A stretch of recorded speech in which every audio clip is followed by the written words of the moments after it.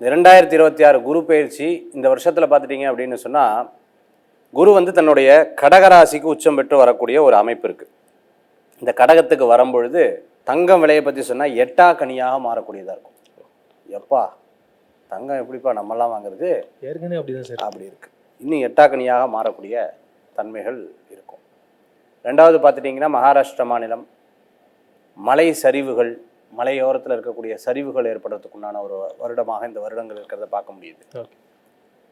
எல்லாரும் ஒரு குழப்பம், எதுலேயுமே ஒரு திருப்தி இல்லை, ஒரு அதிர்ச்சி, ஒரு விதமான எப்படிரா இது அப்படிங்கிற மாதிரியெல்லாம் யோசனை, இது இப்படி தான் நடந்தது அப்படிங்கிற யோசனைகள் நிறைய வரும். எதுவுமே ப்ரெடிக்ட் பண்ண முடியாது. 4 பேர்த்த உட்காந்து ப்ரெடிக்ட் பண்ண சொல்றீங்க, ப்ரெடிக்ட் பண்ண முடியாத விஷயங்கள்லாம் நடக்கக்கூடிய ஒரு இதெல்லாம் இருக்குது. இதெல்லாம் நம்ம நினச்சி கூட பார்க்கலையே அப்படிங்கிற ஒரு ஆச்சரியம் வந்து கனவுலையும் நடக்காது, நகலாது அப்படிங்கிற மாதிரிலாம் நிறைய இது மருத்துவத்துறையில இருக்கும். என்னது கண்டுபிடிச்சிட்டாங்களா அப்படிங்கிற மாதிரி இருக்கும். அந்த மாதிரி நிறைய விஷயங்கள் அதிர்ச்சிகரமாக, ஏன்னா குரு வந்து வரும்போது திடீர்னு அதிசயங்கள் நிகழக்கூடிய ஒரு தன்மைகளை கொடுக்கக்கூடியதாக இருக்கும். அதே போன்று பார்த்துட்டிங்கன்னு சொன்னால், இந்த ஏற்ற இறக்கமெல்லாம், இந்த இறக்கம்னாலும் திருப்பி ஏறிடும் எல்லா விஷயத்தையும். நான் சொல்கிறது காய்கறி விலையிலேருந்து எல்லா விலைகளும் ஏறக்கூடிய ஒரு அமைப்பு உண்டு. நம்ம நாட்டில் மட்டும்தான் சேமித்து வைப்போம். கண்டிப்பாக நான் எல்லா நாட்டுக்கும் கடவுள் அனுகத்தில் போயிருக்கேன். போகும்போது பார்த்தீங்கன்னா பெருசாக சேமிப்பு கிடையாது அவங்கக்கிட்ட. நம்ம நாட்டில் மட்டும்தான் சேமிப்பு தங்கம் வைப்போம். அதுக்கே ஒரு செக்கு வைக்கிற மாதிரி இருக்குது. இப்போ பார்த்தீங்கன்னா யார்ட்டையும் சேமிப்பில் நீ கொஞ்சம் கொஞ்சமாக குறையக்கூடிய தன்மைகள் ஏற்படுது. நம்மளும் இனிமேல் வாழ்ந்துட்டு போயிடலாம். கொரோனாக்கு அப்புறமே பாதி பேர் அப்படி தான் இருக்காங்க. இருக்கிறது என்ஜாய் பண்ணிட்டு போயிடலாம். என்னத்தான் போய் சேமிப்பு. இன்னைக்கு 2K கிட்ஸ் எல்லாம் பார்த்தீங்கன்னா நிறைய பேர் இப்படி இருக்கிறத நம்ம பார்க்க முடியுது. கண்டிப்பாக அதெல்லாம் சும்மா போட்டு இருந்து என்ன ஆக போகுது அப்படிங்கிற மாதிரி. ஸோ இதையும் தாண்டி நம்ம எல்லாமே நம்மளுடைய பெரியவர்கள் நிறைய விஷயத்த சொல்லி கொடுத்துருக்காங்க. நீங்கள் பத்மநாப சுவாமி கோயில்னு ஒன்று இருக்குது. அங்கே போய் பார்த்தீங்கன்னு சொன்னால், அந்த அறையை திறந்தோம்னா நகையாக சாமிகிட்ட இருக்குது. ஸ்ரீரங்க பெருமாள்கிட்ட போட்டு பார்த்தீங்கன்னா, அந்த காலத்தில் அரிசி பஞ்சம் வந்தது. அந்த அரிசி பஞ்சம் போய் கதவை திறந்து பார்த்தா நெல் மூட்டையாக கிடந்திருக்கு. நம்மளுடைய பெரியோர்கள், சித்தர்கள், ஞானிகள், ரிஷிகள், யோகிகள்லாம் எதிர்காலத்தை வச்சு தான் ப்ரெடிக்ட் பண்ணி முன்னாடியே கொண்டு போவாங்க. கண்டிப்பாக. அப்போ இந்த குரு வந்து எதிர்காலத்தை பிரதிபலிக்கக்கூடியது. ஆன்மீக விஷயம் எந்த இடத்துல தலைக்கிறதோ அந்த இடத்துல வந்து நன்மைகள் ஏற்படும். ஆன்மீக விஷயங்கள் எந்த இடத்துல அதுக்கு எந்த பாதகம் வரலையோ அந்த இடத்துல குழப்பம் வராது. ஆன்மீகம் நிலைச்சது அப்படின்னு சொன்னால் அந்த இடம் சுபீக்ஷமாக ஏற்படும்னு பெரியவங்க சொல்லியிருக்காங்க. நீங்கள் பழனின்னு ஒரு ஊர் பார்த்துருப்பீங்க. கண்டிப்பாக. அந்த சாமியை வச்சு அந்த ஊரே வந்து கிரியேட் ஆயிருக்கு. கண்டிப்பாக. திருவண்ணாமலைன்னு ஒரு ஊர், அந்த சாமியை வச்சு அந்த ஊரே கிரியேட் ஆயிருக்கு. திருப்பதிங்கிற ஊர், அந்த சாமியை வச்சு அந்த ஊரே கிரியேட் ஆயிருக்கு.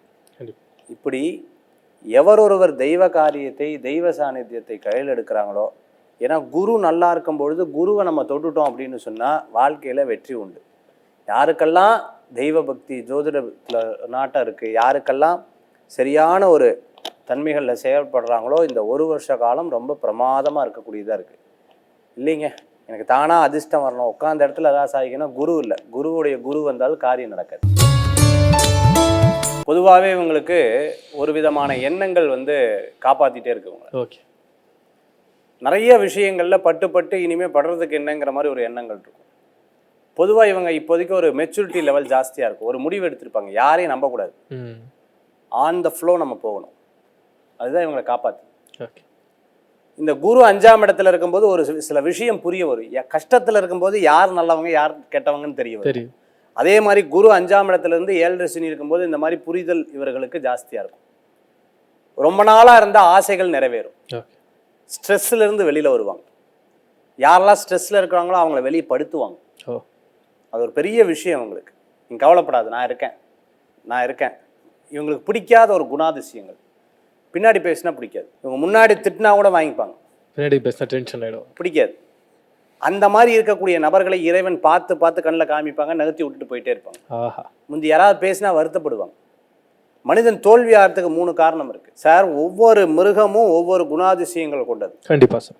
சிங்கம் ஒரு மனிதனை ரொம்ப கோபம் வந்தால் என்ன பண்ணுன்னா கடிக்கும், கடிச்சு சாப்பிட்ரும். புலி கடிச்சு சாப்பிட்ரும். யானை தந்தத்தினால் அடிக்கும், தூக்கி மிதிக்கும். பாம்பு கொத்திடும். எறும்பு கடிச்சிடும். மனிதன் என்ன பண்ணுவானே தெரியாது. கண்டிப்பா. இன்னொருத்தனை கீழே தள்ளணும்னா என்ன வேணா பண்ணுவான். அப்போ அதெல்லாம் பார்த்துட்டு எல்லா விஷயங்கள்லேருந்து வெளியில் வரணுங்கிறது மீனராசியோடைய கோர் முடிவாக இருக்கும். ஓ, இந்த உலகத்தில் என்ன இருந்தால் மதிப்பாங்கங்கிறதுல அவங்களுக்கு தெளிவாக தெரிஞ்சிடும். ஓகே. அதற்கான ஓட்டங்கள் ஆரம்பிக்கும். பாருங்கள், அரசியலில் இருக்கிறவங்க அரசியல்வாதியாக முழுமையாக மாறுவாங்க. ஓ, அரசாங்கத்தில் இருக்கிறவங்க முழுமையான தன்மைகள் கொண்டு வந்துடுவாங்க. அதே சமயத்தில் செலிபிரிட்டியாக இருக்கிறவங்க அடுத்த நிலைக்கு வந்துடுவாங்க. ஆன்மீகத்து மேல பற்று இருக்கவங்க இன்னும் அடுத்த நிலைக்கு வருவாங்க. ஓ, பேசிக்காக நம்ம இத்தனை நாள் இப்படி கஷ்டப்பட்டுட்டு இருந்தோம். தப்பு வெளியில் கிடையாது, நம்மக்கிட்ட தான். நம்ம தான் நம்மளை திருத்திக்கணும். இனிமேல் பேசுகிறத கம்மி பண்ணு, எங்கே பேசணுமோ அங்கே பேசு. இப்படிங்கிற பல விஷயங்களில் மீனராசி அன்பர்கள் தன்னைத்தானே அந்த சிற்பத்தை செதுக்கும். பார்த்தீங்களா? ஆமாங்க சார். தன்னைத்தானே செதுக்கி கொள்ளக்கூடிய ஒரு காலமாக இந்த காலங்கள் மீனராசி அன்பர்களுக்கு கண்டிப்பாக ஏற்படும்.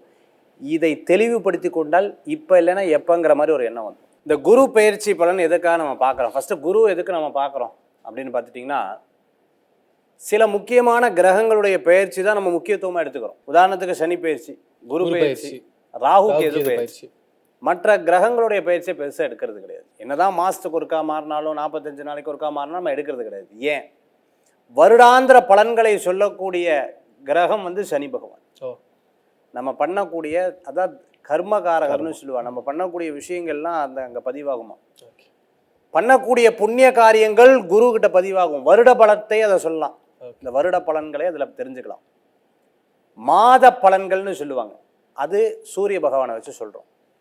தின பலன்கள், இப்போ நான் நிறைய சேனலில் வந்து ராசி பலன் சொல்கிறேன். இந்த தின பலன்கள் பார்த்துட்டிங்க அப்படின்னு சொன்னால் நம்ம வந்து சந்திரனை வச்சு சொல்கிறோம்.